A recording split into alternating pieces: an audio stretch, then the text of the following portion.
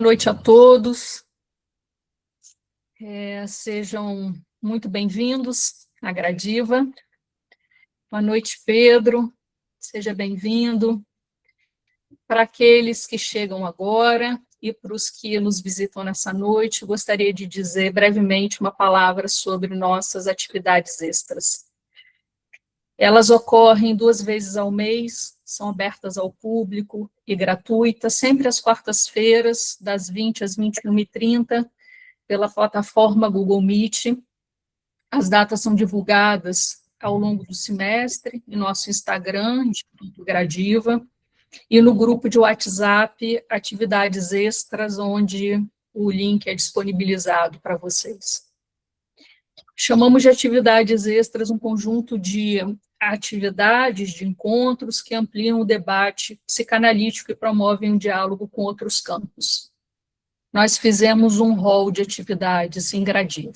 Então, entre elas estão a atividade que estamos fazendo hoje, a aula aberta, quando um supervisor ou professor de Gradiva apresenta e discute temas relevantes para o Instituto, para a psicanálise e para a formação do psicanalista. Cine Gradiva, que articula cinema e psicanálise. Daqui a 15 dias a gente vai ter um Cine Gradiva. Gradiva Convida, que recebe convidados externos para conversar com a gente sobre temas importantes para as nossas discussões atuais. Dia 11/4, o Muniz Sodré vem falar conosco. Lendo em Gradiva, dedicado à leitura e ao debate de obras literárias a partir do viés analítico, se lança em Gradiva, espaço em que acolhemos autores para apresentar livros recém-publicados, e defende em Gradiva, que é uma novidade desse semestre, que incentiva e acolhe a apresentação de trabalhos de conclusão de curso, dissertação de mestrado, tese de doutorado, recém-defendida por nossos alunos e praticantes. Hoje, Cláudia Murta conversará conosco sobre o tema O Analista Cidadão de Frente para o Mundo. Cláudia é psicanalista, membro da Escola Brasileira de Psicanálise, professora do Departamento de Filosofia da UFES, coordenadora do Grupo de Pesquisa e Extensão Partos, com TH, que junta parto e patos, né? E membro do Conselho Estadual de Direitos Humanos do Espírito Santo. Em Gradiva, desde os primeiros momentos do Instituto, pesquisa e leciona sobre a clínica borromeana. Sua atuação se concentra, sobretudo, nos seguintes temas, são muitos: filosofia, psicanálise, amor, corpo, paixões, psicanálise e o enfrentamento às violências contra a mulher. Que essa noite possa nos ajudar, esse é o meu desejo, a lançar alguma luz sobre pontos sombrios que marcam nossa atualidade. A partir da escrita da Cláudia, desse texto convite que ela nos colocou no Instagram, nos disponibilizou, eu escolhi alguns, né, que já estavam ali colocados e coloquei já os meus pontos de interesse. O desmantelamento dos aparelhos de cuidado com a loucura, o esgarçamento das desigualdades sociais, o recrudescimento do fascismo no mundo, as diversas formas de violência, a expansão guerras e os inúmeros feminicídios que insistem em nos inquietar. É justamente diante dessas realidades que a psicanálise é convocada a sustentar uma palavra no laço social. Nesse sentido, a presença de Cláudia entre nós encarna de modo exemplar aquilo que a psicanálise contemporânea tem nomeado como o analista cidadão. Ele que, sem abdicar da ética da psicanálise, mantém-se atento ao sofrimento de seu tempo e disposto a responder com sua prática e com sua palavra aos impasses do mundo em que vivemos. Nós vamos ver isso aqui hoje. Dito isso, eu quero passar a palavra à Cláudia, não sem agradecer a presença de cada um de vocês e desejar a todos uma excelente noite de trabalho e de reflexão. Cláudia, é todinho seu. Obrigada, Angélica, né? Eu quero agradecer, antes de tudo, a você, né, pelo convite para participar de Gradiva, há muitos anos atrás, né? Sei lá quantos anos tem Gradiva. É, e, e, em especial hoje, né, para conduzir a essa aula aberta aqui do Instituto. Agradeço, acho muito interessante. E agradeço também, como você fez, a presença de todos e todas, né, e todos.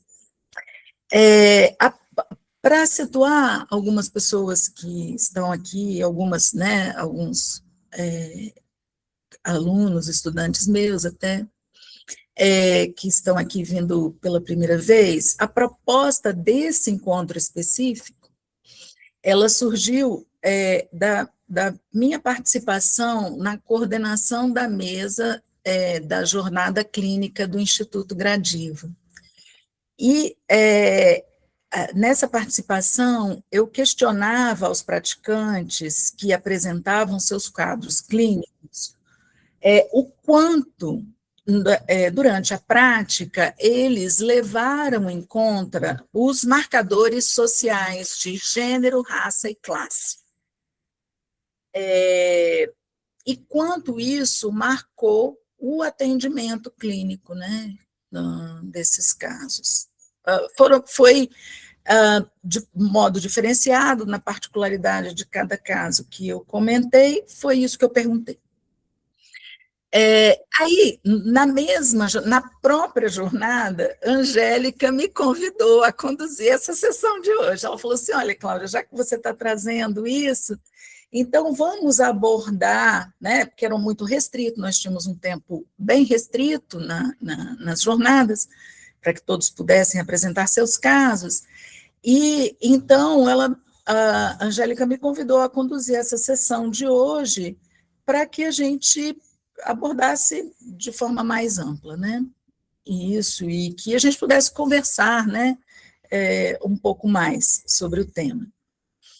E aí, então, eu me dispus a conduzir a conversa, esperando, então, as contribuições, né? Então, eu vou dar o passo inicial, e aí eu espero, né, a Angélica já anunciou o que ela quer falar, o que ela quer conversar, e a Naira está aqui, e outros, né, outros colegas, outros praticantes, podem falar e comentar. Como referência, eu até usei o termo o analista cidadão, eu coloquei o analista cidadão, mas o cidadão não bastava, era de frente para o mundo, assim, eu acho que tem uma coisa da filosofia, né, que é o mundo que se abre para a gente. Mas não era só, quando eu fui retomar o texto para escrever, eu coloquei diante do mundo, aí eu olhei, era de frente, aí eu tenho que falar para vocês que o de frente para o mundo é uma expressão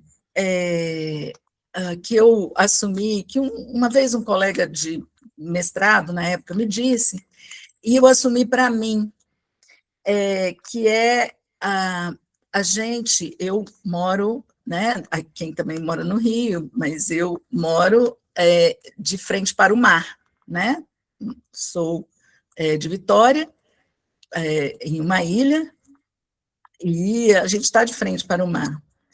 Só que, e o Brasil tem, né, o mar em grande parte dele, mas a questão e principalmente no Sudeste, que a gente fica muito de frente para o mar, olhando para o outro lado do oceano, né? A gente está olhando para a Europa, e a gente esquece do resto do Brasil. Então, de frente para o mar, de costas para o Brasil.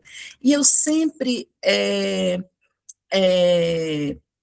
me neguei a ficar de costas para o Brasil, né? Então, a questão do Brasil como todo e todas as suas questões sempre fez parte da minha prática, né? Do que eu penso no mundo.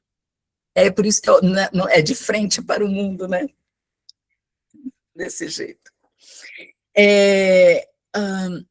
Então, para iniciar essa conversa, eu vou recorrer ao texto de Freud, o Caminhos da Terapia Analítica, de 1919, quando ele vislumbra para o futuro da psicanálise uma praxis cujo acesso deveria ser ampliado por meio da ação do Estado para as diferentes camadas populares, levando o seu exercício também para o contexto institucional. Texto que, no ponto de vista histórico,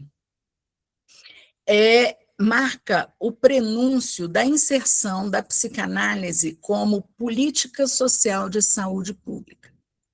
E aí eu tiro um extrato, faço um extrato do texto, no qual ele diz o seguinte: na abundância de miséria neurótica que há no mundo, e que talvez não precise haver, o que logramos abolir é qualitativamente insignificante.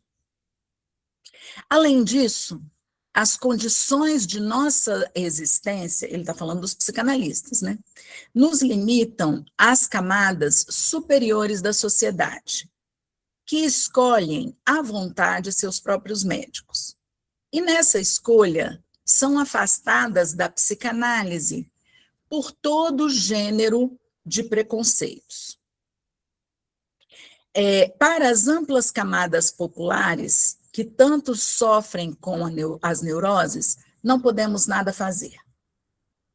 Agora, suponhamos que alguma organização nos permitisse aumentar nosso número de tal forma que bastássemos para o tratamento de grandes quantidades de pessoas. Pode-se prever que, em algum momento, a consciência da sociedade despertará, advertindo-a de que o pobre tem tanto direito ao auxílio psíquico quanto hoje, em dia, já tem às cirurgias vitais. Então, serão construídos sanatórios ou consultórios que empregarão médicos de formação psicanalítica para que, mediante análise, sejam mantidos capazes de resistência e de realização. Homens que, de outro modo, se entregariam à bebida.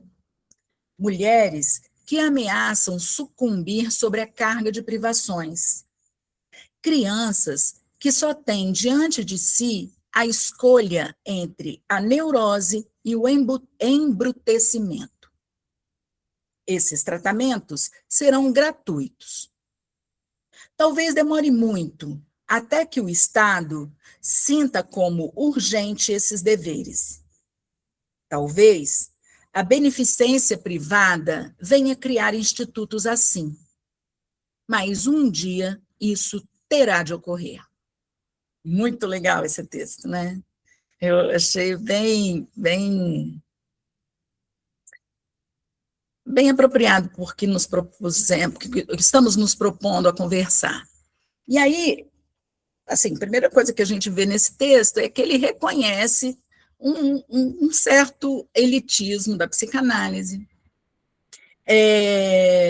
e que essa restrição às elites, ele atribui à condição de vida dos psicanalistas e não a impedimento da teoria ou da clínica ou mesmo da ética da psicanálise.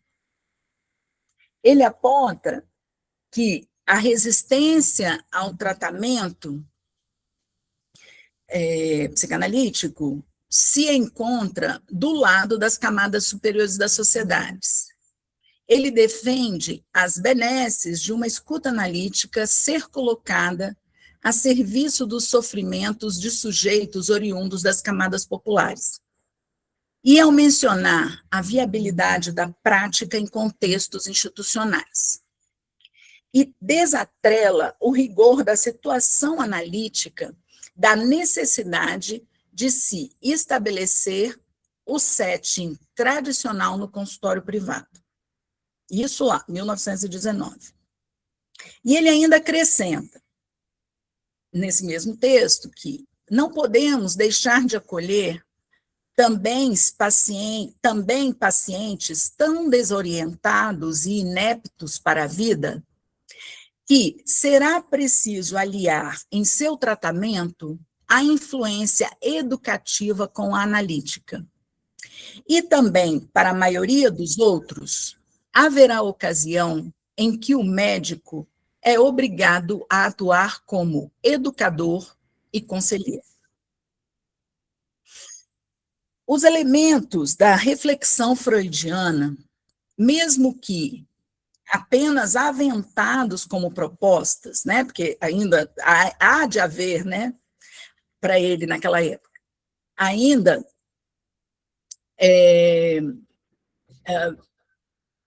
são apenas propostas, eles recobrem diretamente as possibilidades da prática pública e acessível da psicanálise na atualidade.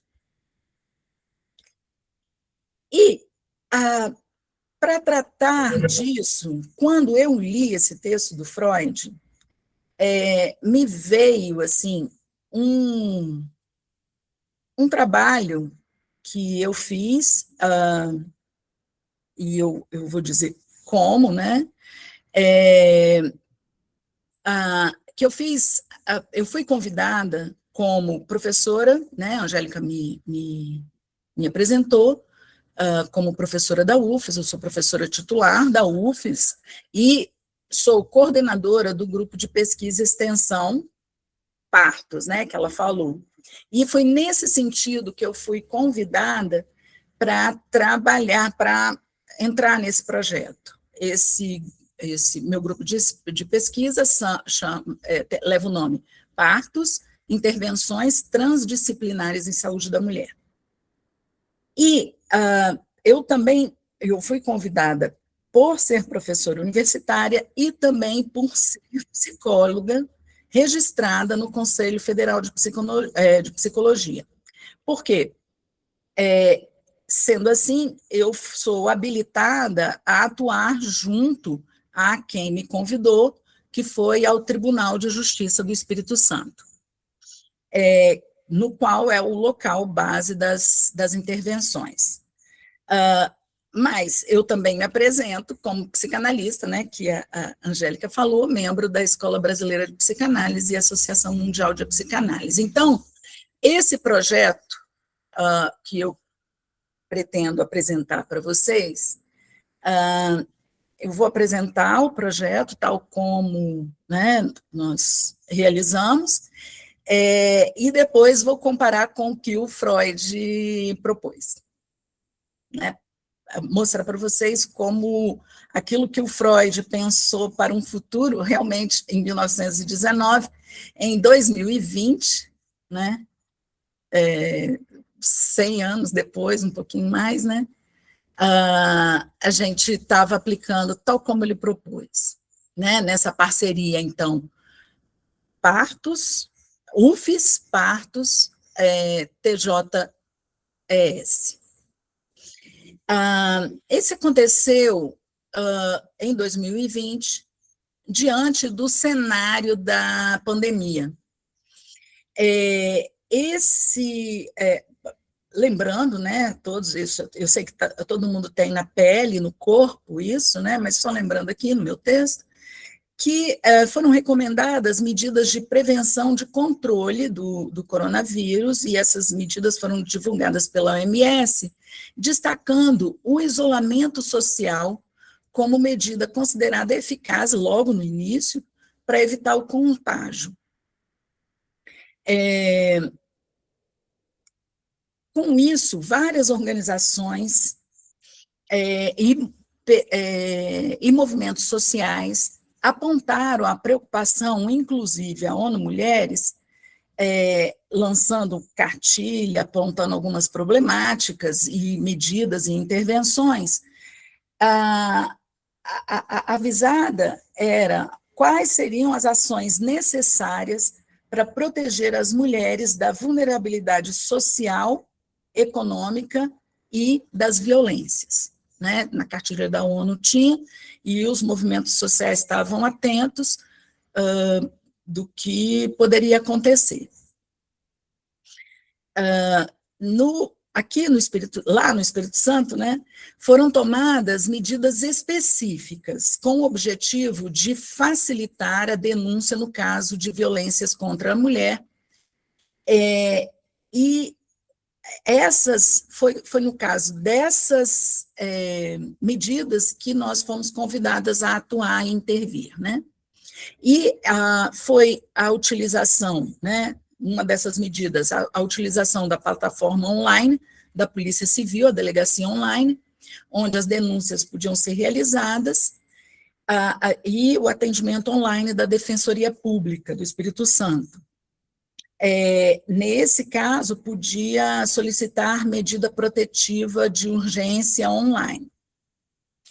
Isso em termos de violência, né? Estava todo mundo preocupado com isso. No que diz respeito ao suporte psicológico, o Tribunal de Justiça do Espírito Santo, através da Coordenadoria Estadual da Mulher em Situação de Violência Doméstica e Familiar, Convides, em parceria com a empresa ArcelorMittal, Tubarão, à época, ofertou atendimentos psicológicos às mulheres vítimas de violência durante o ano de 2020. O atendimento era prestado através de ligações ou mensagens e foi coordenado e supervisionado por mim, né? Eu coordenei, à época, 5 psicólogas, todas psicólogas voluntárias, eu mesma, eu voluntária, mas acabava sendo um trabalho da universidade, então não era totalmente voluntário, né, porque fazia parte do meu trabalho. No início de abril, os atendimentos começaram a acontecer. Inicialmente, nós divulgamos pelas redes sociais e alguns outros meios de comunicação e alguns equipamentos públicos para entrar em contato, né, com as mulheres. Contudo, teve uma baixa procura. E aí o TJ construiu uma parceria com as delegacias especializadas de atendimento à mulher, as DEANs, dos municípios da Grande Vitória, e as mulheres atendidas na delegacia, caso houvesse interesse, eram encaminhadas ao projeto, de modo que a demanda aumentou consideravelmente e nós atendemos até outubro, novembro, né? Foi de acordo com o fechamento, né? A gente seguiu as diretrizes da OMS, e foram atendidas 330 mulheres.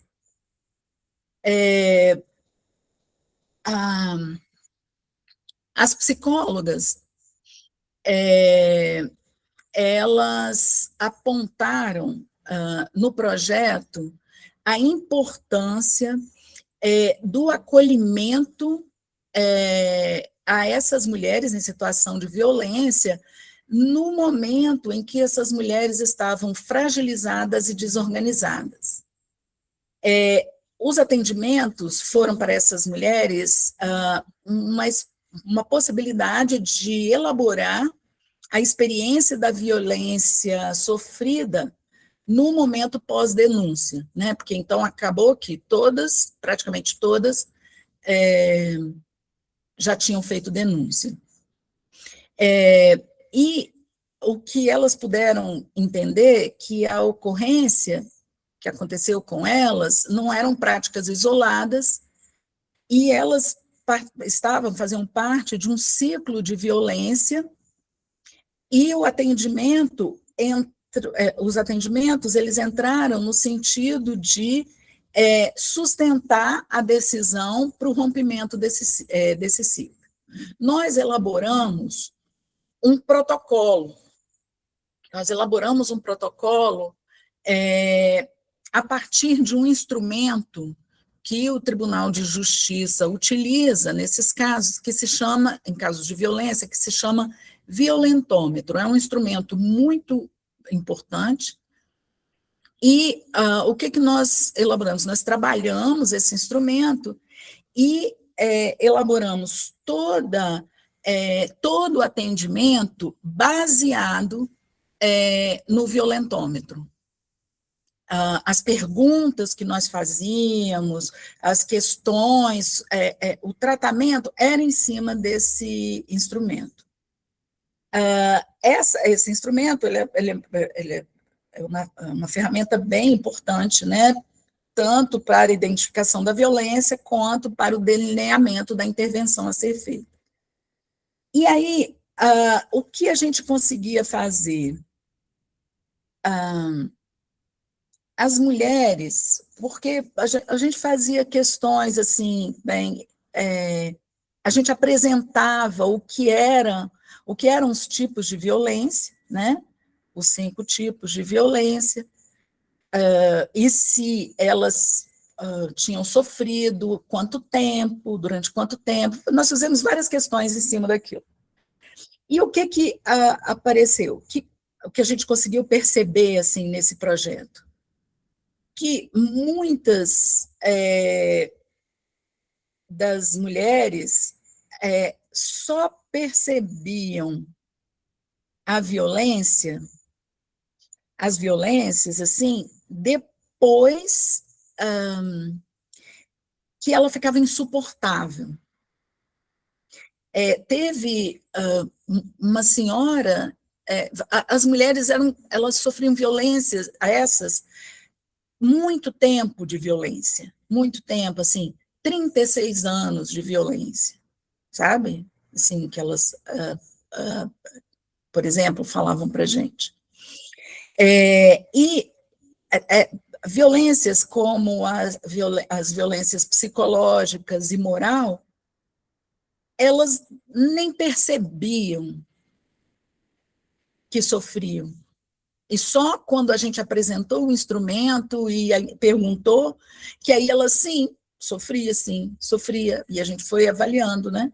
Sofria violência e durante tanto tempo. Enfim, elas não conseguiam entender o que era violência. E isso faz parte do patriarcado, do processo, do projeto patriarcal, né, em que as violências contra as mulheres, elas fazem parte da vida, né? Então, elas não entendiam que aquilo era violência. Para elas, ali fazia parte da vida doméstica. Então, o processo que a gente fez durante um primeiro momento foi de psicoeducação. Primeiro ponto, nomear as violências. Dizer, tal violência, isso é violência por tanto tempo. Romper o círculo de violência, sustentar a decisão, é um processo complexo, que transcende a relação com o agressor, ela é sistêmica, ela é fundada no patriarcado, no racismo e no capitalismo, que produzem desigualdades, vulnerabilidades, e ainda por cima, na época, tinha a pandemia e as limitações que ainda tinha a crise econômica, política e sanitária, então o grau era muito complexo, né?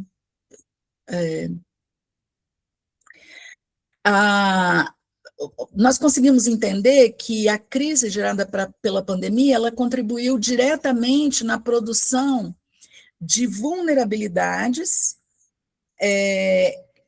que essas mulheres se submeteram, ela contribuiu nas vulnerabilidades que elas estavam submetidas e elas foram submetidas a mais vulnerabilidades ainda, e foram principalmente as mulheres pobres, negras, mães, foi o maior público atendido no projeto. Muitas das mulheres que nós atendemos, elas saíam, a gente encontrava nos jornais, porque eram casos, assim, foi o caso de terminou o casamento e a habitação, né, a coabitação lá, o casamento, a relação, e o ex-companheiro foi lá e jogou óleo em cima dela, gasolina e colocou fogo. Aí saiu no jornal. Coisas assim, eram coisas muito, muito pesadas, muito pesadas. Tanto que tem uma cineasta capixaba que fez um filme, eu acho que depois um filme, e muitas dessas, Ato Final, chama o filme. Acho que pode encontrar, não sei em qual plataforma. Muitas dessas que nós atendemos estavam nesse filme. E, principalmente, a questão de raça, ela é muito importante. São as mulheres que a gente atende, em todos os projetos que eu encontro, são pobres e negras, na sua maioria. E se a gente vai no Atlas da Violência, são pobres e negras. A dependência econômica é um dos fatores mais problemáticos disso, e dificulta a saída das mulheres, né? Então, o rompimento e a permanência no mesmo teto. A redução do acesso às redes de apoio, na época, por conta do isolamento social, se relacionando fortemente com o fator socioeconômico, limitou as possibilidades dessa mulher em situação de violência conseguir qualquer tipo de ajuda ou denunciar o agressor. Nós acolhemos, então, essas, como eu já disse, 330 mulheres em pós-denúncia em situação de violência doméstica e familiar, muitas delas, e era por telefone. A ArcelorMittal, ela entrou como? Ela ofereceu o telefone na época, né? Telefone, o atendimento. E, às vezes, porque elas estavam lá, tinham que falar por mensagem, tinham que falar por código, era coisa muito complicada. As 330, elas foram acolhidas, então elas fizeram a primeira sessão de acolhimento.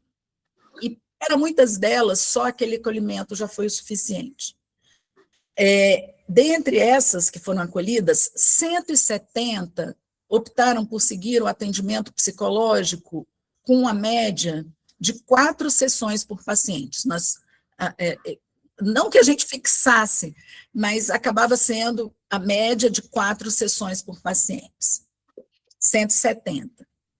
Das 170, 10% seguiram, então 17, seguiram em atendimento continuado, psicanalítico. Então, essa maioria dessas mulheres, como eu já disse, é parda ou preta, negra, né? A violência contra a mulher, no contexto brasileiro, ela tem cor privilegiada. O intervalo delas era entre 19 a 50 anos, e a média era de que sofria violência doméstica era de 37 anos, mas a gente teve mais de 50 idosas até. Quanto aos agressores desse grupo, a maioria foi composta por ex-companheiros, mas, contudo, alguns companheiros atuais também estavam entre os agressores. E a relação com o agressor foi mantida após a denúncia em 10% dos casos, que foram justamente os casos que seguiram em tratamento após as 4 sessões, tá? Que foram as que não conseguiram sair, por um motivo ou por outro, aí não é o caso, né? Então, o que a gente percebeu, como eu já adiantei, né? Que as mulheres atendidas, elas seguiram um padrão de suportarem a violência psicológica ao máximo, e elas encaminhavam a denúncia quando a violência física se tornava insuportável. Não era no primeiro momento da violência física, quando já não dava mais. E elas não reconheciam a violência psicológica como crime. Para elas não era violência psicológica. Não era violência, na verdade. Não se tratava de violência. Nós perguntamos quais eram os afetos, porque faz parte da nossa pesquisa perguntar qual é o afeto, né? Quais eram os afetos que, após a agressão, o afeto recorrente era medo, seguido de tristeza. A raiva foi relatada em algum momento, e depois disso, logo após a agressão, era medo, tristeza e raiva. Aí, depois de um tempo, era angústia, culpa e vergonha. Bem, o que a gente concluiu disso? Que esse atendimento psicológico que foi prestado às vítimas de violência, às pessoas, às mulheres em situação de violência, foi fundamental para a elaboração da experiência traumática. Então, naquele acolhimento, naquele primeiro atendimento, elas conseguiam elaborar, algumas, né, as que não conseguiam elaborar, continuavam. E a decisão de romper com o agressor. Foi o atendimento psicológico que deu suporte para o rompimento com o agressor. E essa psicoeducação, como estratégia de intervenção, permitiu às mulheres reconhecerem o ciclo da violência e as relações que a vida delas, a relação delas permeava com a violência. Quando eu apresentei, isso aqui é um resumo, né? Quando eu apresentei o resumo desse trabalho, no contexto de uma roda de conversa sobre o tema do feminicídio, essa roda de conversa ela foi organizada pelo Observatório de Violência contra a Mulher, a FAPOL, que é a Federação Americana de Psicanálise e de Orientação Lacaniana da Associação Mundial de Psicanálise. Os psicanalistas, então, são latino-americanos, né, brasileiros e de várias localidades, né, onde tenha escolas da AMP na América Latina. E esses psicanalistas da Federação Latino-Americana me perguntaram, depois que eu apresentei, se a única clínica possível para esses casos se restringia à psicoeducação. E eles acrescentaram o questionamento se a psicanálise não teria lugar para casos como esses. Foi uma super pergunta, né? Uma super pergunta. Claro que minha resposta imediata, né, foi uma coisa rápida, foi recorrer aos próprios dados do atendimento, né, porque foram 330 que foram acolhidas, 170 optaram por seguir o atendimento psicológico, e com 4 sessões, em média, e 10% seguiram atendimento continuado.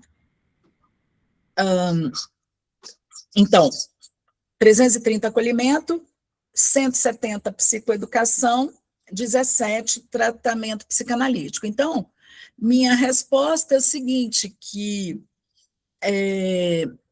quando o acolhimento já fez por elas, isso aí eles tinham entendido, a psicoeducação fez muito por elas, e a psicanálise teria lugar? Teve lugar, quando a psicoeducação não deu conta.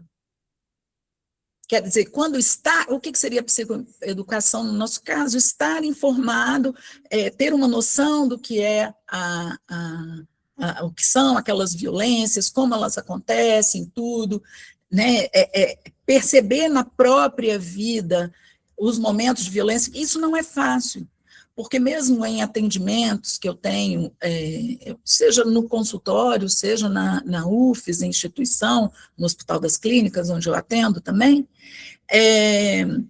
as pessoas às vezes não admitem que estavam em situação de violência, é difícil admitir.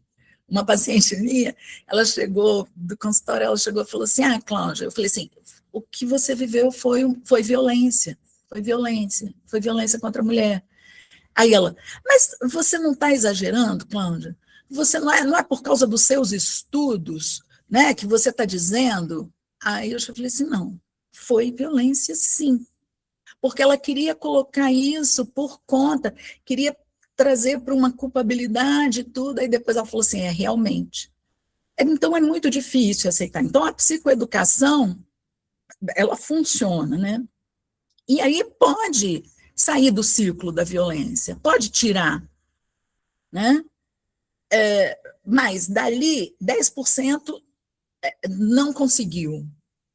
Se não conseguiu, um sintoma foi criado ali, ou foi revelado ali, um sintoma. E tendo um sintoma, há lugar para psicanálise, tendo sintoma, há lugar para psicanálise. Né? Elas não conseguiram lidar com aquele sintoma. E aí a psicanálise foi possível, elas continuaram até que as meninas, era um trabalho totalmente voluntário, até que foi possível, né? Não sei até quando, porque teve um momento que nós interrompemos. E aí, hoje, assim, essa foi a minha resposta na época, e a gente conversou um pouco sobre isso. Hoje, com o texto do Freud, voltando então ao texto do Freud, ele diz, a primeira coisa que me chamou a atenção, a partir da pergunta, foi quando o Freud diz, eu vou retomar aqui no texto, não podemos deixar de acolher também pacientes tão desorientados e ineptos para a vida, que será preciso aliar em seu tratamento a influência educativa com a analítica. E também para a maioria dos outros, haverá ocasião em que o médico é obrigado a atuar como educador e conselheiro. Aí a psicoeducação. Então, o Freud lá, ele estava vendo, porque ele estava vendo aquilo como futuro. Trabalhar com essa questão social, né? E aí o Freud diz, bem, é necessário aqui, ele fala, é necessário a relação educativa com a analítica. Então, isso é necessário. É necessário porque são desorientados. Tem alguma coisa que está faltando, né? Faltam, para usar os termos lacanianos, faltam significantes. Faltou de outro que oferecesse significantes, né? Cadê? Se não tem significante, como é que a gente pode trabalhar? Então, de algum modo, você precisa oferecer os significantes. Quando você diz isso é violência, você está oferecendo um significante. E ele diz, na abundância de miséria neurótica que há no mundo e que talvez não precise haver, o que logramos abolir é qualitativamente insignificante. Está falando do psicanalista. Como chegar? Como chegar nessas pessoas? É a pergunta dele. Né? Como chegar a sair dessa insignificância da psicanálise no campo social? Quer dizer, porque se é necessário uma linguagem muito específica, muito estruturada, como você vai chegar? Né? Tem algumas, foi isso que a pergunta que eu fiz aos praticantes lá na jornada da Gradiva. Como você vai chegar? Como é possível chegar se você não tem os significantes, se não tem linguagem para lidar com aquilo? Não tem simbólico que dê conta, né? E ele diz aqui,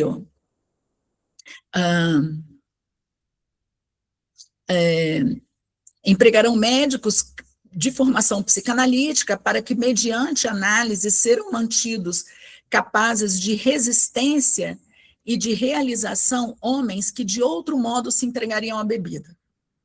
Mulheres que ameaçam sucumbir sob a carga das privações. Crianças que só têm diante de si a escolha entre a neurose e o embrutecimento. Ele usa essas 3 categorias, né? Criança, homem e mulher. Tratamentos gratuitos, né? Onde a psicanálise pode chegar diante do embrutecimento, diante da brutalidade, né? Porque parece que há um espaço, assim, onde o campo, você não tem contato, né? No grupo Partos, a gente atende, então, lá no hospital, gestantes e puérperas, e eu cheguei com a minha equipe lá, e a gente ia para o hospital, atendia dentro do hospital, e depois seguia as mulheres na unidade de saúde, na casa delas e tal.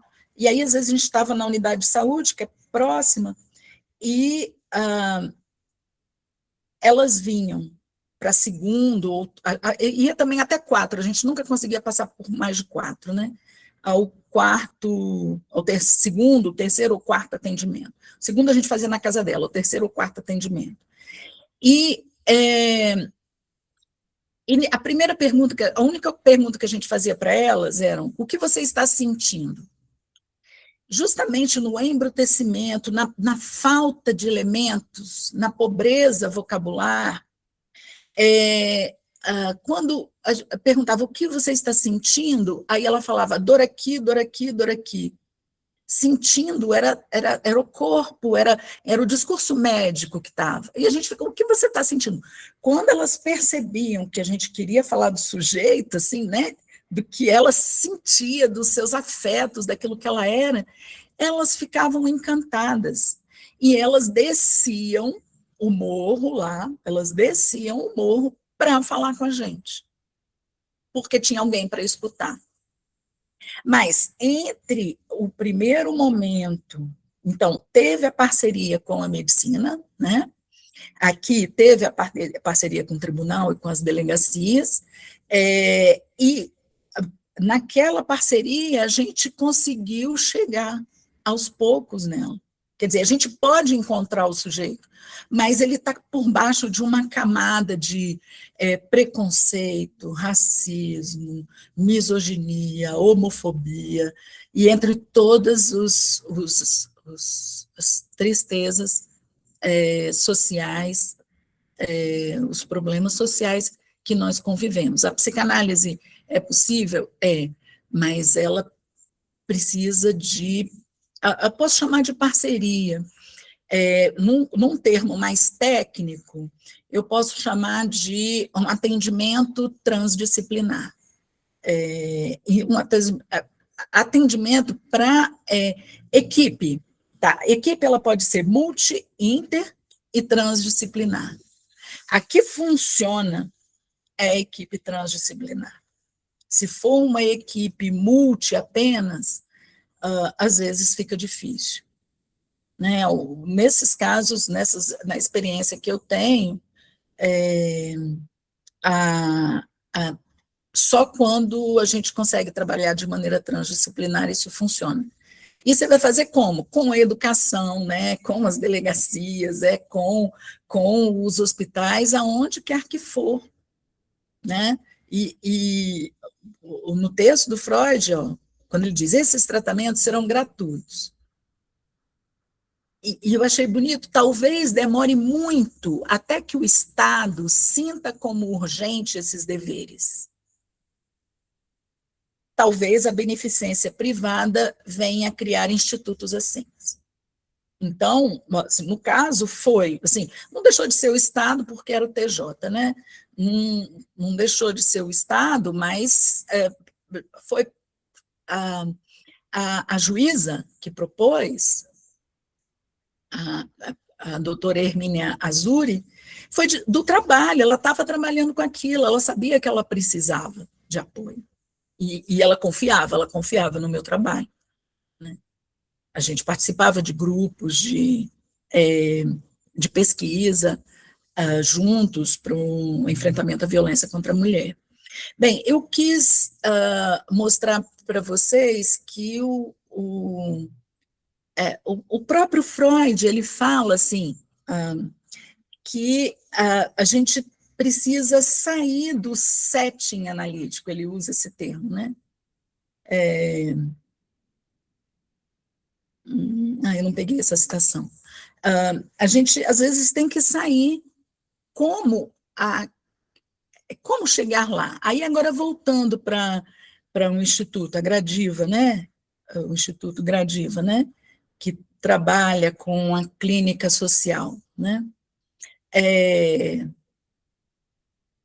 Como isso chega, como eles chegam aí, eu acho que a Angélica pode, né, falar para as pessoas, que tem pessoas que não são do Instituto aqui, né? Ela pode dizer, como essas pessoas chegam. Outro como os praticantes escutam. Eles vão escutar de uma maneira clássica? Isso é possível numa clínica dessa? Tendo em vista, tudo bem, que pode-se dizer alguma coisa, mas o próprio Freud diz dessa dificuldade,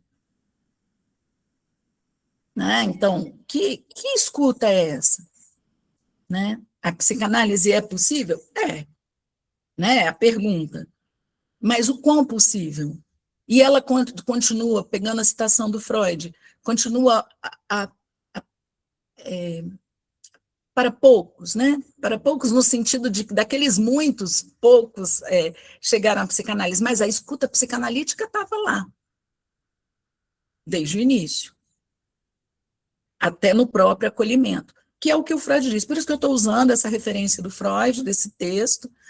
Tinham outras, né?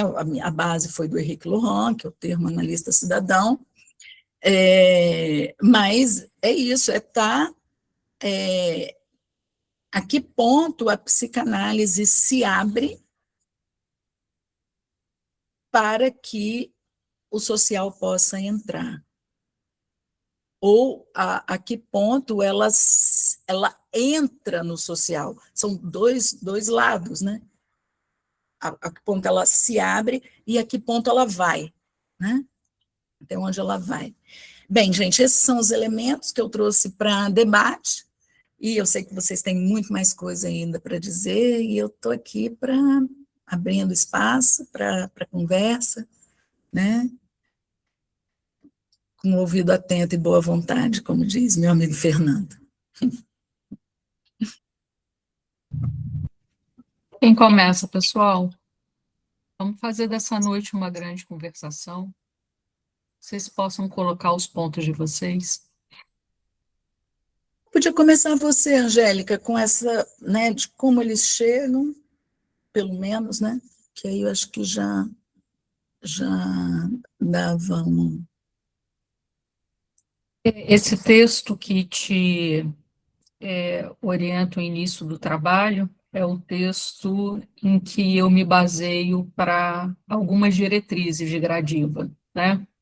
Você perguntou quanto tempo Gradiva tem. Gradiva tem 4 anos já. Fizemos em fevereiro 4 anos. Nem me lembrar.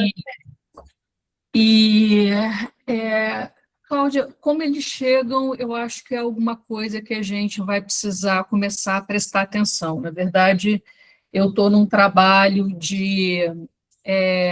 enfim, de apuração desse material todo que a gente tem recolhido, né, da clínica social, mas que a gente não tem um trabalho de extração de estatística como o que você fez nessa apresentação que você nos trouxe, né? O que eu sei hoje é que a gente tem 3.100 pessoas atendidas nesses 4 anos, né? Como chegam, eu sei te dizer que eles chegam pelo site, muitos deles boca a boca, né? Essa é enfim, eu acho que é um privilégio, eu me sinto privilegiada quando a divulgação de Gradiva é no boca a boca, né? Mas, mais do que isso, não sei te dizer, né? Se a gente atende de forma clássica, eu acho que é impossível numa clínica que se diz social, né? E, assim, eu já digo que o nosso trabalho estoura, né, nesse estándar do consultório de duas maneiras. Primeiro, porque a gente faz um trabalho 99% remoto, né? E o corpo do analista faz diferença, e quando ele não está presente, é preciso fazer uma presença de uma outra forma, né? Precisa se estar presente de uma outra maneira. E existem muitos relatos maravilhosos, a conversação clínica me ensina muito, de como alguns pacientes se dedicam à oportunidade que eles têm desse tratamento analítico. Então, a gente tem algumas coisas, por exemplo, um atendimento que só pode acontecer depois de 10 horas da noite, porque é a hora que o morro tem menos gente conectada na internet, e assim uma possibilidade de estabilidade de rede que permita um atendimento. Atendimentos que são feitos na laje, né, e que levam, então, todo o barulho do morro e enfim, das suas vicissitudes, como chegada de polícia. Então, enfim, existem entradas do social nos atendimentos, né, que nos fazem entender que essa não pode ser, né, uma clínica clássica, mas, ao mesmo tempo, não somos um instituto de formação, mas somos um instituto que preza pela formação analítica. Então, tem alguma coisa da nossa transmissão que, pelo menos na minha conversação clínica, enfim, Naira está aí, o Pedro está aí, que é também clássica, né? Então, eu diria que a gente está num meio do caminho entre essa transmissão de uma psicanálise clássica mais aberta àquilo que a gente aprende quando a gente estoura, né, os padrões de atendimento clássico. E eu tenho, enfim, aprendido demais com isso, né? Se eu penso que, né, imagina, eu estou no meio de Ipanema, né, num consultório, e vem, enfim, a classe média, né, o que eu ganho, o que eu aprendo, né, com essas invenções que os próprios praticantes vão fazendo, né, e vão nos ensinando, né, também tem isso, né, a gente tem uma abertura a esse aprendizado. Eu digo que a minha clínica, até o meu modo de fazer clínica nesse consultório, se modificou a partir desse trabalho de conversação e desse contato com, enfim, pacientes que tive no consultório anterior, né, a esse consultório de Ipanema, e aí os SPAs, os hospitais psiquiátricos, né, toda essa rede que já me apresenta um outro trabalho, e eu trago comigo, inclusive, para a Gradiva, né? Eu acho que o hospital psiquiátrico ele é um bom lugar para que a gente entenda que o analista vai precisar se reinventar diante das vicissitudes. Acho que a atualidade vem nos dizendo, os sintomas contemporâneos vêm dizendo isso. Então, o clássico puro, enfim, acho que ele já não existe mais, né? Eu queria aproveitar e fazer uma pergunta a você vou te ouvir, Pedro, sobre os homens. O que você consegue me dizer desses homens a partir da escuta dessas mulheres em situação de violência? Enfim, você sabe que o Rio de Janeiro está num alvoroço por conta de 4, 5 meninos, né? Enfim, homens e um menor, no estupro coletivo de uma menina de 17 anos, né? Eu retomei um pouco o meu pós-doutorado sobre violência, e na época 2016, eu comecei a trabalhar um pós-doc a partir dos justiceiros, que foram aqueles meninos de classe média, aqueles rapazes que prenderam um rapaz jovem, né, negro, nu, num poste com uma trava de bicicleta, né? E eu não sei se você se lembra desse caso, esse caso ficou por aí. E na época eu vim trabalhando a questão do supereu, né, de gozo, né, e esse supereu educacional, como eles se articulavam, porque esses rapazes se diziam bons moços também, né, eram pessoas educadas, letradas, bons moços. E eu tenho estado com uma certa perplexidade diante desses meninos, né? E acho que a chave de leitura do supereu de gozo já não é suficiente para dizer disso, né? E aí eu queria te escutar. Eu vou deixar o Pedro falar e aí a gente vai circulando a palavra. Boa noite, tudo bom?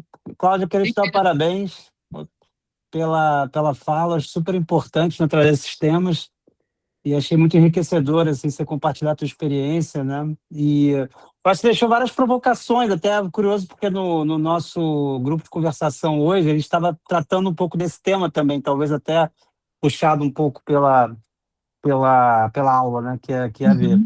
E os casos realmente assim despertam essa necessidade de pensar essa tensão entre o clínico e o social, né? E ao mesmo tempo eu fico pensando também, assim, são vários elementos, eu não vou conseguir falar tudo que eu pensei, obviamente, mas como assim, até esses casos onde as questões sociais ficam mais gravadas, mais explícitas, né? Mas como eles também podem iluminar, né, vamos dizer assim, a psicanálise em si, a clínica em si, né, e trazer alguns elementos que são fundamentais para o manejo clínico, independente de, a clínica social, a clínica, vamos dizer, privada, standard, clássica, né? Então, eu acho que tem um pouco esse movimento, assim, de arejar o campo, né, de alguma forma, e de trazer novos elementos, assim, para pensar. Mas, dito isso, eu fiquei com tem uma questão que a gente estava pensando hoje no grupo sobre isso, que eu acho interessante, assim, que você trouxe, entre vários elementos que você trouxe, que essa questão, essa tensão entre o pedagógico e o analítico, né, e o psicanalítico. E queria te ouvir um pouco mais sobre isso, no sentido, assim, de que a psicanálise, o dispositivo clínico é montado para superar um pouco vamos dizer, rumo à dissolução da transferência, rumo à dissolução da figura do mestre. O Lacan vai apontar, né, a necessidade de mudar de discurso, né, e etc. E, às vezes, a questão do pedagógico pode entrar um pouco por esse campo né, da autoridade, do moral, né? E eu não estou dizendo, eu acho que está super correto o que você colocou, né? Só queria te escutar mais sobre isso, como você pensa o manejo clínico mesmo, que às vezes, assim, eu acho que isso que você falou da necessidade de dar significantes, muitas vezes, ela não está restrita à clínica social hoje em dia. Isso acontece na clínica mais ampla, né? Assim, a desorientação é tamanha, né, do laço social, que você precisa emprestar significante e se vendo no papel de mestre, muitas vezes, que você não quer, né? Aí você fala, calma aí, mas essa aqui é psicanálise, né? Então, assim, você vai manejando isso, né? E em alguns momentos você tem que ofertar isso. Então, uma fronteira, né? Queria te ouvir mais sobre isso, é isso. Então, acho que é um tema muito rico que aparece também nas conversações, e é isso. Parabéns. Obrigada, Pedro. Eu acho que a sua... não é uma questão, né? O seu comentário, ele assim, é a seguida, né? O que segue é isso, né? Então, a primeira pergunta, será que só tem espaço para a psicoeducação ou teria espaço para a psicanálise? Que é a pergunta que já foi feita. E a sua então, como a psicanálise pode conviver com a psicoeducação? Eu acho que a sua pergunta vai nesse sentido. Porque a gente sabe, né? Você citou que a psicanálise, onde a psicanálise só tem um mestre, que é o do inconsciente, então não pode haver um mestre, né? Então, se há um mestre ali, é sugestão. E aí o Freud já diz, nos artigos sobre técnica, o que ele diz? Que onde há sugestão, não há psicanálise. Então, a gente fica no limite, mas o que é isso? Mas o que o Freud está propondo ali, então, é como se ele, então o Freud está voltando atrás. Ele está dizendo, então, para os casos com problemas, com questões sociais, né, e de todos as possíveis, então a psicanálise não seria possível, então a psicanálise seria realmente elitizada mesmo, é só quando você já está com todas as suas questões totalmente resolvidas. Ele não ia fazer um negócio desse, não ia. Não ia, a gente já pode dizer que ele não ia fazer isso. Então, se ele propõe, há lugar para isso sem mestria, sem sugestão, né? Não mestre. É o quê? Não é, você usou o termo que o mesmo que o Freud usa, eu acho que talvez você usou por isso, o desorientado. Se ele está desorientado, ele vai ser orientado, mas isso não é o caminho, porque senão, se for sugestão, ele vai continuar no lugar que ele estava. Ele só vai seguir, vai sair, como a Angélica disse, né? Vai sair de um super-eu para outro. Ele só vai seguir, continuar seguindo, ele não vai se orientar. Ele vai precisar vai ficar naquela dependência, né? Naquela dependência e sempre ligado àquilo. O que a gente vai oferecer não é muito bom nesse sentido. Então, não é sugestão, e eu não, de forma alguma, eu acredito que o Freud ia estar propondo sugestão para uns e para outros não acredito, né? Poxa, se ele inventa a psicanálise, ele inventa saindo da hipnose, né? Então, do lugar do mestre, do lugar da... E a hipnose, ela sempre, em alguns momentos, ela é uma auto-hipnose, né? Então, uma autossugestão. Então, eu não acho que, e eu acho que isso é importante dizer, que isso seria possível. Isso seria possível. E como, então, a gente sai desse problema? Eu fiquei pensando nisso. Como que a gente sai desse problema? O que a gente está oferecendo, e eu falo dessa prática, né, em lidar com desse campo das violências, que é o que eu lido mais, é nomeação. E nomeação, então, o que a gente está oferecendo é nome do pai. É nome do pai onde não tem. Então, o que a gente está fazendo é sintomatizando, para usar a clínica borromiana, sintomatizando a situação, oferecendo um nome do pai. Né? Não tem nome do pai? Aí a gente faz nome do pai. Então, é nesse sentido. Para quem não entende muito essa nomenclatura de nome do pai, é algo que... por exemplo, no caso da violência, quando eu disse isso que está acontecendo com você é violência, eu estou nomeando aquilo. E todos os casos que eu atendi, as violências precisam ser nomeadas, todas. Então, aí a gente vai para a questão de gênero, nada pode ficar muito solto, porque solto já está. Mas aí você não vai colocar os seus princípios, né? O seu preceito, o que você acredita. Imagina o que você sabe. A gente não sabe lá nada. O que eu sei? Né? Com tantas possibilidades, né, que existem na vida, o que eu sei? Não sei muita coisa. Mas eu posso dizer algo sobre o que está vivendo, né? Está vivendo, isso eu posso. Então, como eu converso com você, é pela via da nomeação, o nome do pai. Sim, Angélica, você... Essa passagem, ela precisa ser tão marcada, assim, né? Né? Parece que tem alguma coisa de primeiro uma psicoeducação para que se construa um sintoma, né? E aí, é isso que você está dizendo, né?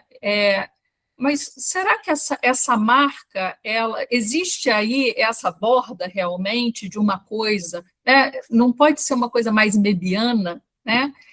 Em uma psicanálise, pontos de psicoeducação, para mim faz diferença isso. Em uma psicanálise, pontos de psicoeducação?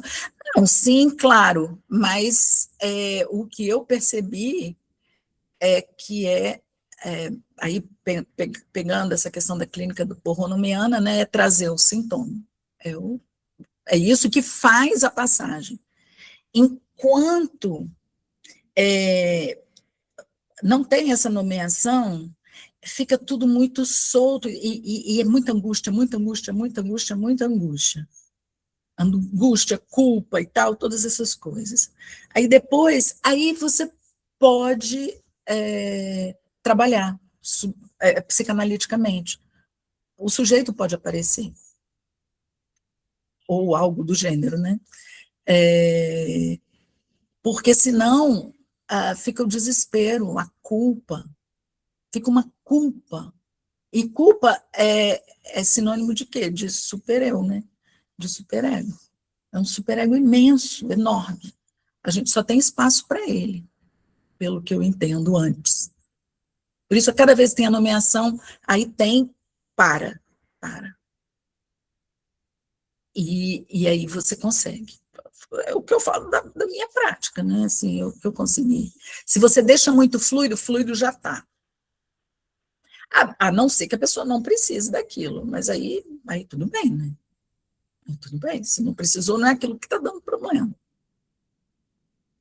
Aí você não precisa nomear nada, né?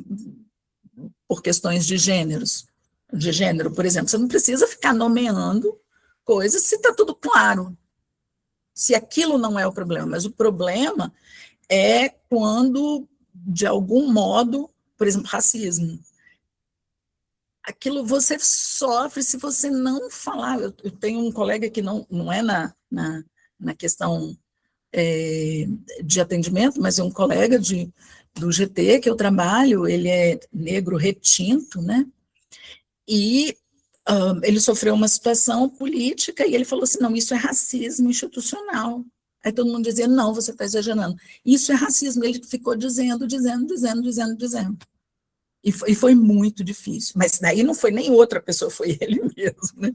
Foi ele mesmo que fez. Mas fazer. E ele precisou do apoio de todo o movimento negro, que senão ninguém escutava.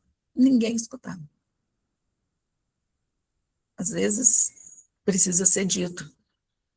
Ele é negro retinto, ele estava sendo tirado de um cargo, ele diz isso é racismo institucional. Ele disse, não é. E se não fosse o movimento negro, ele não conseguiria retomar as coisas como ele conseguiu retomar. Então, às vezes precisa ser dito. Por que não dizer? Ainda mais situação que é o capitalismo, o patriarcado e o racismo juntos, misoginia, no caso, né? Qualquer um desses, quando os três ficam juntos. O Lacan, eu estou trabalhando lá no grupo no GE, né? No grupo de estudos, o Lacan ele diz que a base do discurso capitalista é que não há amor. É porque não tem amor, a distância do amor é a base do discurso capitalista. E isso evita, você não tem nome do pai. Você não tem amor, você não tem nome do pai. E aí, é isso, a gente fica lançado, aí é nesse sentido, né? O nome do pai, eu estou lendo dessa maneira, pela via do nome do pai. Sempre oferecer junto com esse significante, né? Talvez isso fizesse a possibilidade, é o que eu estou acreditando, né? Não sei.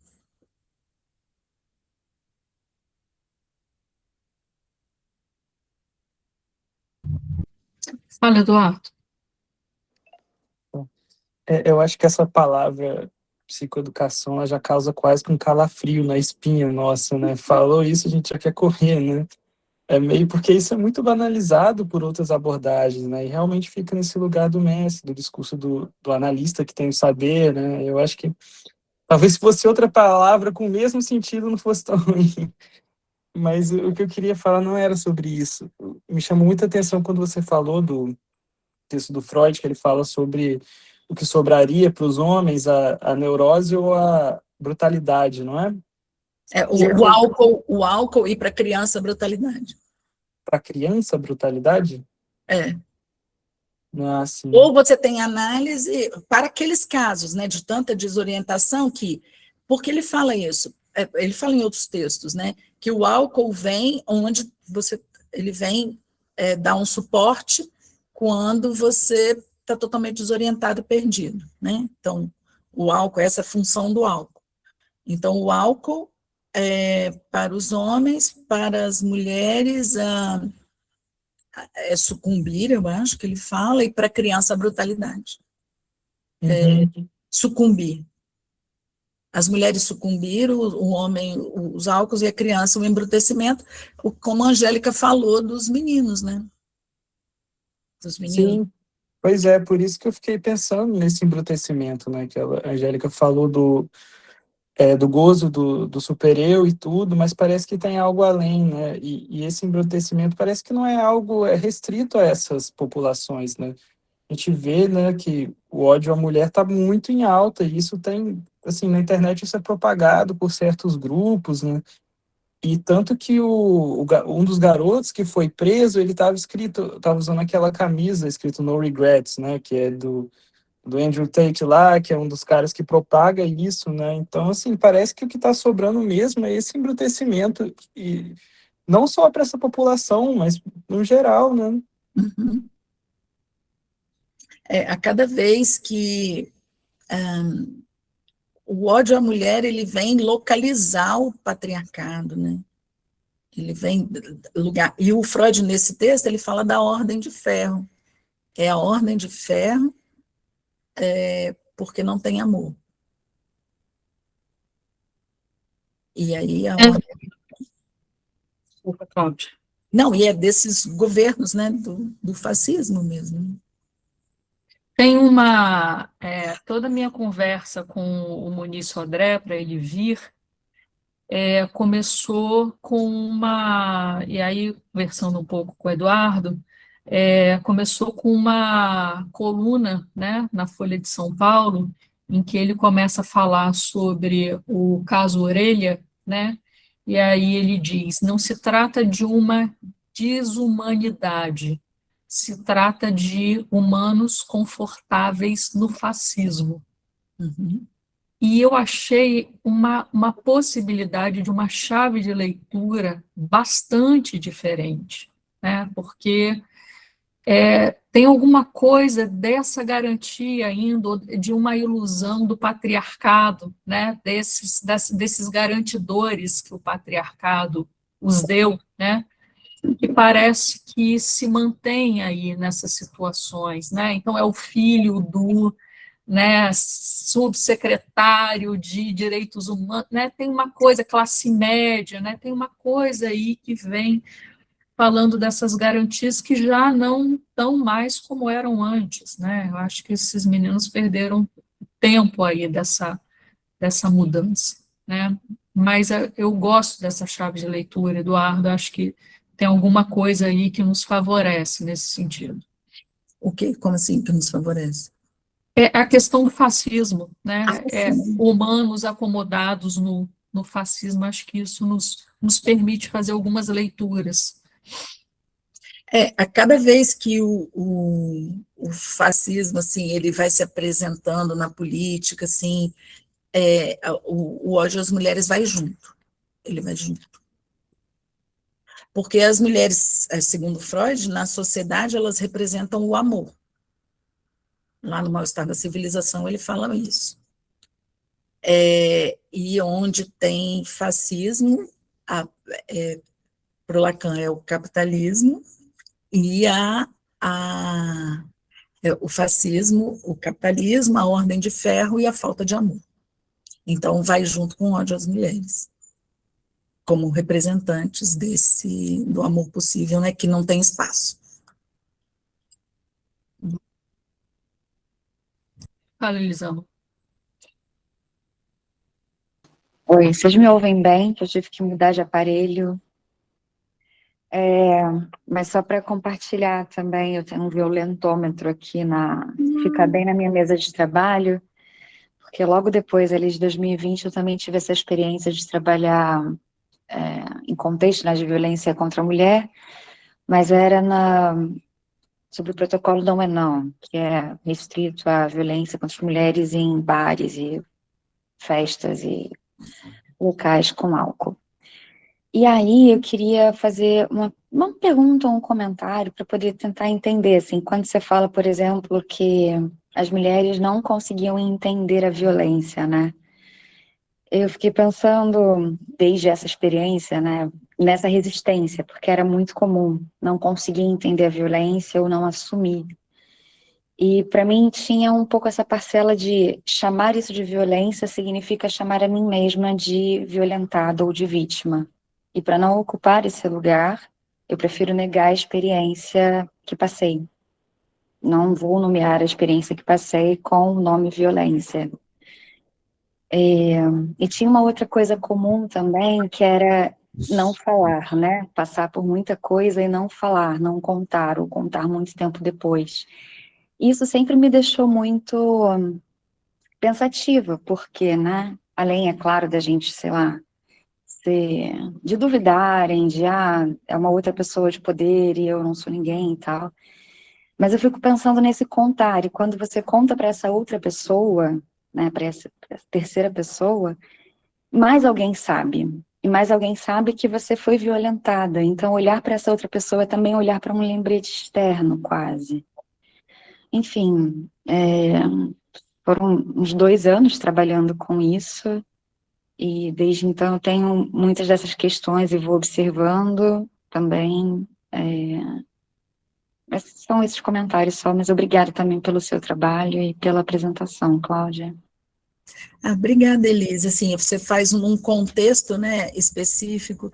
Eu não sei, assim, acho que você pode dar uma avaliada a partir dos casos, dar uma pensada nos casos que você atendeu, para ver, porque os que eu atendi, elas simplesmente não reconheciam porque aquilo não era violência, assim, não é que elas não consideravam,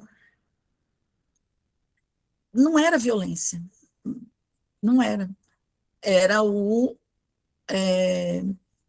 machismo estrutural, ou o patriarcado, que o patriarcado sempre colocou, que assim deveria ser, de algum modo.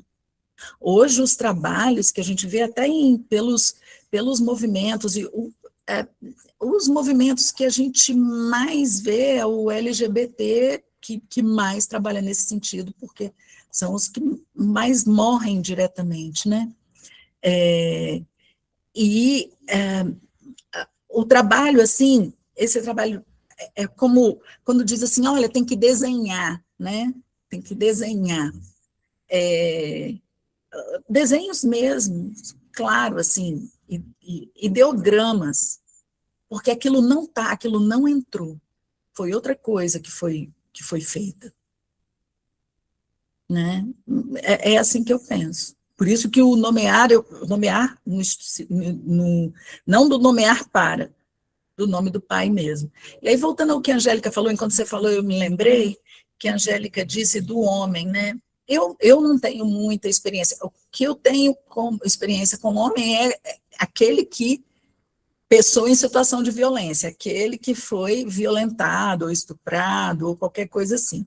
Não o agressor, eu não tenho essa experiência, mas aqui no Espírito Santo tem um projeto que a vice-governadora do ano passado, né, que agora é secretária da Mulher, ela até estava levando para a ONU, eu acho, um trabalho bem interessante, que é Homem, em que as psicólogas, elas faziam um trabalho, e eu entendo que é de psicoeducação, com homens que tinham passado pela denúncia, né? Então, uma das das sentenças deles era, por exemplo, eles passarem por esse trabalho com as psicólogas. E o que elas faziam é psicoeducação. Que elas faziam. Então, eles também não entendiam. O que eu posso dizer é que eles também não entendiam que aquilo era violência. Do que eu sei, não estou falando da minha experiência, estou falando da experiência delas. Tanto a pessoa que ficou em situação, que sofreu a violência, quanto aquela que causou a violência, em alguns momentos, nenhuma das duas sabia que aquilo era violência. E esse projeto tem 90% de sucesso. Tem um projeto aqui em São Paulo, e agora José, também nessa mesma linha, com 90% de sucesso. Então, essa psicoeducação, ou qualquer outro nome que a gente dê, isso funciona. Isso funciona porque, talvez, porque não tem a educação mesmo. Né? Talvez a gente possa pensar, Cláudia, que você pergunta, né, como se a gente trabalha aqui com uma forma clássica de psicanálise, né? E aí eu elenco ali, né, o hospital psiquiátrico, né? Enfim, o trabalho que eu fiz na Rocinha, quando estava no SPA da PUC, nos atendimentos de tragédia, quando desabavam os morros nessa época de ano, né? Por isso que estava falando disso logo no começo. E eu acho que talvez a gente possa pensar essa psicoeducação como também um pé para essa forma não clássica, né, de atendimento psicanalítico. Assim, eu acho uma pena tirar a psicanálise aí, falar antes uma coisa e depois. Eu estou incomodado com esse negócio. Sim, né? Eu estou entendendo o que você está dizendo. Acho porque que isso a gente pode pensar nisso, sim. A gente faz.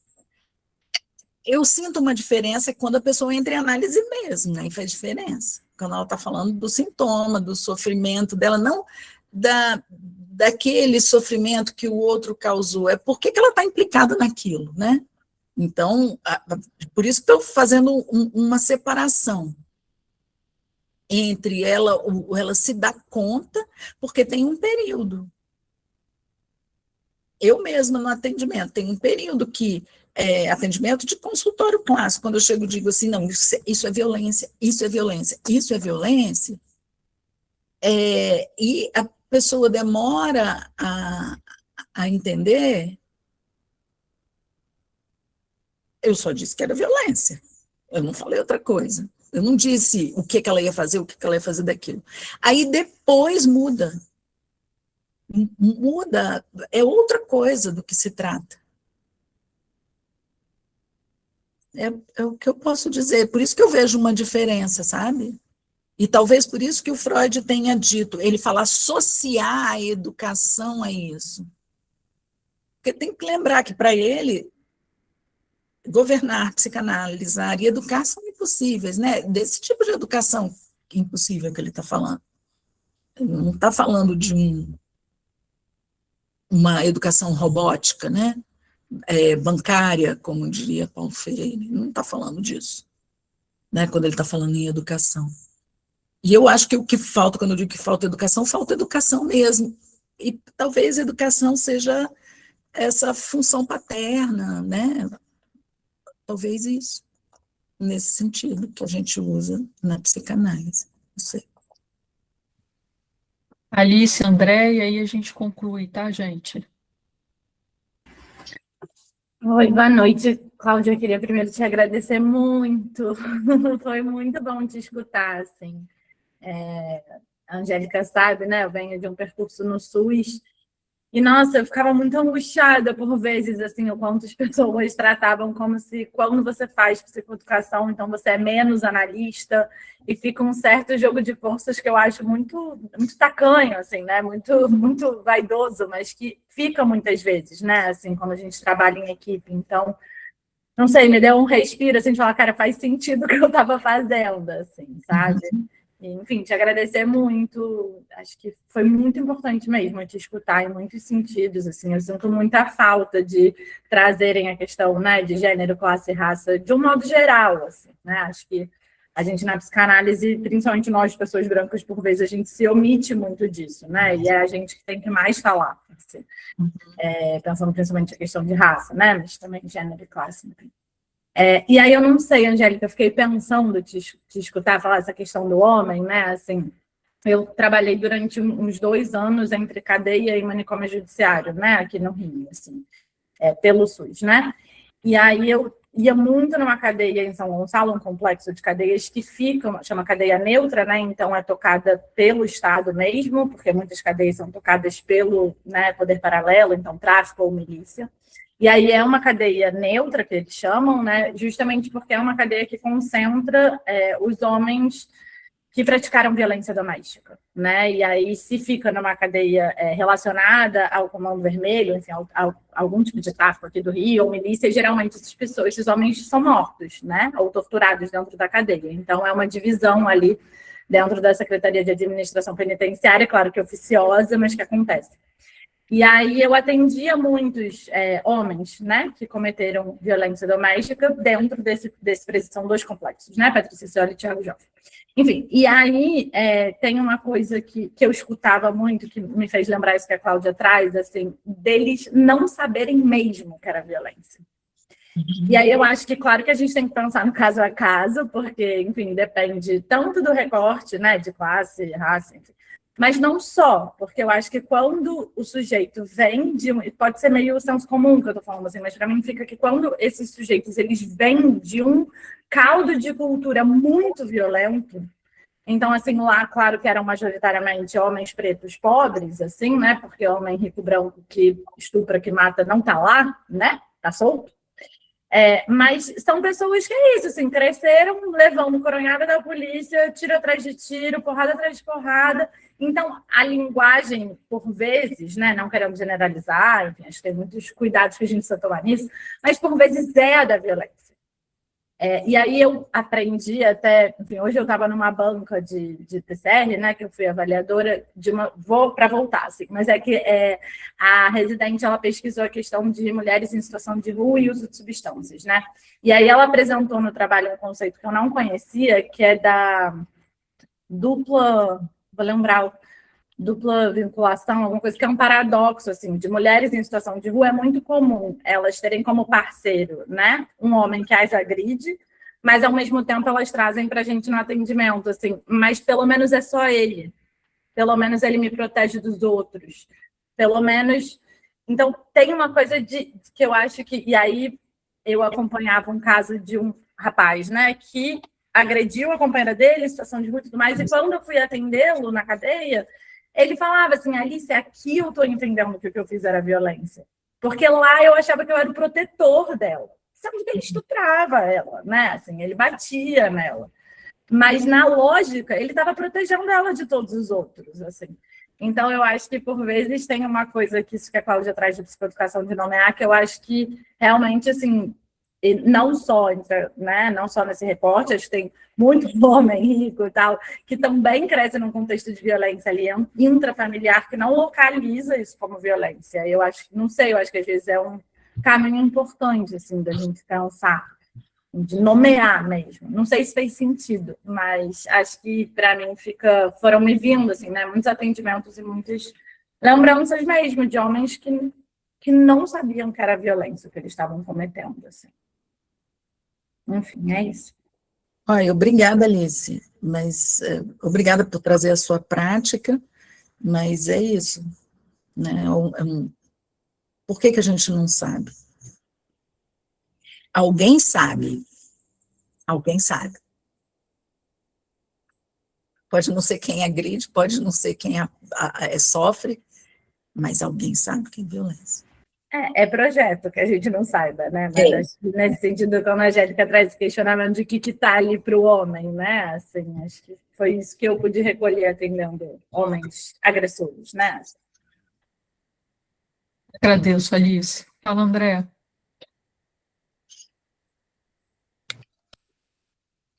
Oi, boa noite. Queria primeiro agradecer a Cláudia, né, pelo trabalho, assim, porque é difícil, né, a gente poder estruturar o nosso trabalho de uma maneira onde a gente consiga não só fazer dele assim questões, trazer essas questões. Acho que a Cláudia colocou muitas questões de dentro do trabalho dela, então isso para mim é muito inspirador, né? E ao mesmo tempo uma certa estrutura, né? De um trabalho sistematizado, enfim, em diálogo transdisciplinar. Então isso para mim é muito precioso. Então eu queria te agradecer também por isso, né? Além da sua transmissão. E eu tenho ficado um pouco, até mesmo por isso que o Eduardo falou, né? Eu tenho ficado um pouco às voltas com esse tema da psicoeducação, porque eu tenho estado num universo onde a psicoeducação ela é muito falada, mas ela é falada de uma maneira onde ela é, de fato, um ensinamento para o outro ali, né? Uma coisa que vem um pouco desse lugar de mestre. E quando você trouxe essa palavra psicoeducação, não me remeteu a isso, embora seja um tema que eu tenho estudado, que eu tenho circulado um pouco, me remeteu a alguma coisa que é um pouco dessa ordem que a Alice falou também, né, de poder dar um lugar para que a pessoa possa falar, sabe, de alguma coisa que possibilite essas mulheres em sofrimento a poder falar de um outro lugar. E que, para que isso aconteça, né, talvez precise que alguém diga que isso é violência, que isso é violência, que isso é violência, para que lá na frente possa aparecer um sujeito ali e fale, né, desse outro lugar. Então, eu fiquei com isso assim muito forte na sua transmissão de hoje, porque eu estava lendo o texto, né, até comentei isso com a Angélica ontem lá no grupo de estudo, né, que ficou muito forte do texto que está lá no Instagram, disso, né, dessa dimensão de quem fala, de onde fala, o que fala, né? Então, isso para mim foi de uma preciosidade muito grande. Então, acho que esse trabalho caminhou muito rente a isso, sabe? Isso é muito importante para o nosso ofício. Tá? Então, te agradecer também por isso. Obrigada, André, obrigada pelo comentário. Marcelo, você vai falar? Rapidamente, só quero agradecer, Angélica, pela oportunidade de você abrir para outras áreas, outras ciências, outros estudos. Agradecer a Cláudia, minha companheira, pelo convite. É demais, né? Daqui a pouco eu vou jantar com ela e nós vamos conversar aqui sobre esse assunto. E gostaria de dizer a alguém que falou, Alice, sabe por que ele não sabia? Porque ele não apanha. Porque se ele apanhasse, ele saberia que estaria batendo. Então, eu acho que essa é uma boa questão a ser colocada. Eu dei uma entrevista recentemente, onde a apresentadora disse: estamos todos muito criminosos, né? Então, a humanidade anda criminosa demais. Então, uma frigideira na mão é sempre bom estar, ou no bolso, né? É isso. Obrigado, viu, gente? Vamos parar por aqui. Cláudia, te agradecer enormemente essa oportunidade de conversar com você, sair daqui com questões, essa forma clássica enfim, me fez pensar e se existe uma possibilidade de uma forma clássica, né, de psicanálise nos tempos de hoje, o que seria isso, nesse momento, nessa atualidade, e dizer que esse trabalho seu, que ele continua ecoando aqui. Vou retomar esse texto de Freud, você me fez muitas questões, a gente tem um espaço nosso, né? De vez em quando eu chego em você para conversar essas coisas, vou continuar esse diálogo. Você se despeça das pessoas, quer falar alguma coisa? Sim, só continuar, quando eu chamei de clássico, porque às vezes a gente fica com os elementos, né, do ensino, né? Então, é isso, esse ponto, o sujeito que não sei o quê e tal, e a gente fica ensinando isso, e as pessoas, então é isso que você tem que encontrar, e aí quando encontra outra coisa, né? Por exemplo, quando não tem sujeito para lidar, e a pessoa está ali, você falou muito bem, assim, elas vêm por algum motivo, né? Mas, às vezes, não tem um sujeito possível de trabalhar, né? Ali. E aí, o que você faz? aí a pessoa vai embora. O que você pode oferecer a ela? O que ela veio encontrar? É esse tipo de coisa, né? Porque às vezes, assim, parece um muro. Igual na educação mesmo, né? Você está falando uma coisa, a pessoa está esperando outra, ninguém se entende. Ninguém se entende. É isso que, essa questão da transmissão, isso sempre foi uma questão para mim na psicanálise, sabe? Assim, e pessoas com situação difícil, e não precisa ser, como diz o Fábio, não precisa ser o Freud, não precisa ser só pessoas pobres, não, de qualquer, essa violência, você não saber sobre a violência, isso aí está além da classe, né? Além. Mas é isso, gente, olha, eu só tenho a agradecer essa oportunidade, falar de uma maneira tranquila, eu tentei o máximo possível, porque tinham pessoas, né, o Adeilton, que era meu aluno, que está começando, não tem noções ainda muito claras, só leu sozinho, psicanálise e tal, e pessoas, né, como Angélica, como Naira, como Eduardo, entre outros, que já são bem mais avançados no estudo. Então, eu tentei fazer um meio campo ali para que a gente não ficasse com uma terminologia muito fechada, né? Tá bom? E muito obrigada e estamos aí. Até a próxima. Obrigada, Cláudia. Boa noite, gente. Muito obrigada pela presença de vocês.